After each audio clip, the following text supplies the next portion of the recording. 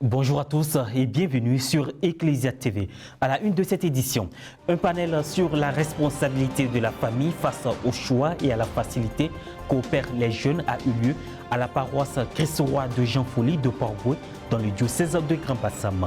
En présence de plus d'une vingtaine de congrégations, le message que nous pouvons retenir de cette rencontre est que l'éducation des enfants doit se faire avec le Seigneur. Archidiocèse d'Abidjan, des milliers de jeunes catholiques des doyennés Monseigneur Joseph Akichi et Père Régis Peignon de la commune d'Abobo se sont réunis à Azagué-Blida pour leur pèlerinage le dimanche 19 mars dernier. Récitation du chapelet, enseignement, adoration et messe présidée par le Père Herma Ake, aumônier des jeunes, étaient au cœur de ce ressourcement spirituel.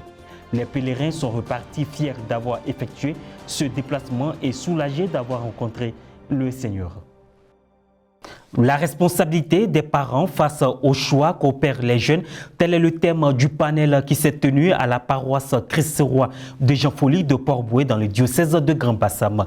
Une thématique abordée sous un regard religieux à l'occasion de la célébration de la vie consacrée. Reporter d'image Paul-Henri Akichi, commentaire Maria Bissé. Parmi tous les facteurs qui influencent l'éducation de l'enfant, de sa naissance à l'âge adulte, la famille joue un rôle primordial dans le choix des jeunes. La paroisse Christ-Roi de Jean Folly de Port-Bouët, dans le diocèse de Grand-Bassam, a servi de cadre le dimanche 5 février dernier pour la tenue d'un panel sur la responsabilité de la famille face au choix et à la facilité qu'opèrent les jeunes. L'éducation des enfants doit se faire avec le Seigneur. La société se portera mieux si les familles se portent mieux. Et les familles se porteront mieux si les parents qui ont la charge de l'éducation des enfants assument pleinement leurs responsabilités en leur transmettant des valeurs morales et des valeurs spirituelles, des valeurs humaines qui peuvent faire d'eux des enfants ou des grandes personnes adultes responsables. Ils peuvent surmonter n'importe quel défi. C'est avec les valeurs que ces enfants auront reçues qu'ils pourront relever tous les défis qui vont se présenter à eux. Mais avec la grâce du Seigneur, car la parole de Dieu déclare, si l'Éternel ne bâtit la maison, ceux qui la bâtissent travaillent en vain. Psaume 127, verset 1. L'éducation des enfants doit la faire avec le Seigneur. Bâtir son foyer, bâtir l'éducation des enfants sur le Seigneur, et on va donner au monde des enfants responsables, des enfants qui sont capables de faire des choix qui ne ruinent pas leur vie. Les jeunes aujourd'hui font le choix de la facilité. Ils empruntent la voie du monde, pensant retrouver le bonheur ailleurs, alors que le vrai bonheur est en Dieu et il faut imiter la vie des saints. Comment réussir avec Dieu? Comment réussir avec Dieu, c'est très simple. C'est d'abord se fixer un objectif, avoir une ligne de conduite et de régler sa vie. Réussir avec Dieu, c'est se donner les moyens d'atteindre son objectif. Réussir avec Dieu, c'est de prendre patience et d'affronter les obstacles et s'inspirer de l'exemple des dévanciers. Et pour terminer, c'est aussi se référer à la vie de nos saints. C'est se référer également à la vie de David, à la vie de Samuel, à la vie de Salomon.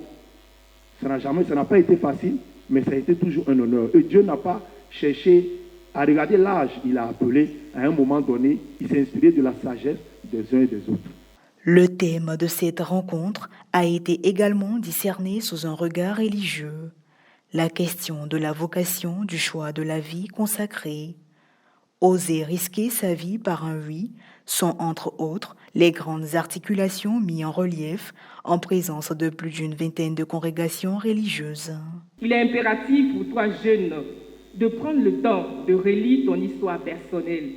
Dans cette relecture, tu apprendras à découvrir tes joies, tes peines, tes qualités, tes victoires, tes défaites. Mais tu apprendras surtout à découvrir l'amour immense de Dieu qui t'a accompagné tout au long de ton histoire et qui continue de t'accompagner. Maintenant que tu as découvert qui tu es, où sont les éléments qui peuvent t'aider à entrer en relation avec le Seigneur, il faut aussi apprendre à le connaître. Le chrétien doit être convaincu que Dieu ne peut jamais vouloir son malheur. Et c'est la base de l'acceptation de servir et de suivre le Seigneur. La question donc à nous les jeunes, c'est: suis-je vraiment convaincu que Dieu veut mon bonheur? Si je suis convaincu que Dieu veut mon bonheur, alors je dois me mettre maintenant en chemin. La Vierge Marie, et ça c'est le deuxième point, était déjà en chemin. Elle suivait déjà Dieu. Elle aimait déjà Dieu. Ce qui fait donc que lorsqu'elle reçoit cette mission, cela donne un sens à sa vie, un sens à sa recherche. La deuxième question donc c'est: est-ce que servir le Seigneur peut donner un sens à mon être chrétien, à mon être en tant qu'homme? Si nous trouvons un sens en cela, et cela donc va ramasser tout ce que nous venons de dire, alors nous allons comprendre que lorsque on recherche un sens pour notre vie est appelée à pouvoir embrasser certaines exigences. Un temps d'échange a permis à l'Assemblée de mieux cerner et comprendre les thématiques abordées. Les parents ont toujours été et resteront les premiers éducateurs de l'enfant. Ils ont le droit et le devoir de mettre en place ses bases intellectuelles et émotionnelles et développer son système de valeurs et d'attitudes afin de lui permettre de faire des bons choix, notamment répondre à l'appel du Seigneur. Je vous le disais en titre, la jeunesse catholique des doyennés, Monseigneur Joseph Akichi et Père Régis Peignon ont effectué leur pèlerinage le dimanche 19 mars dernier à Azagué-Blida.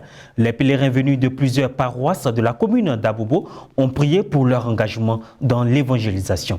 Commentaire Maria Bissi. Archidiocèse d'Abidjan.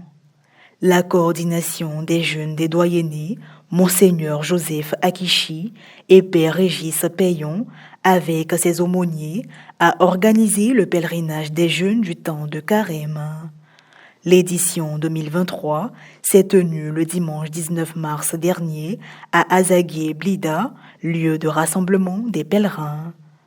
Au programme de ce pèlerinage jeune, marche priante, durant laquelle se sont déroulés les travaux de groupe en section, méditation du chapelet, enseignement, célébration eucharistique en présence des aumôniers paroissiaux des jeunes et adoration eucharistique.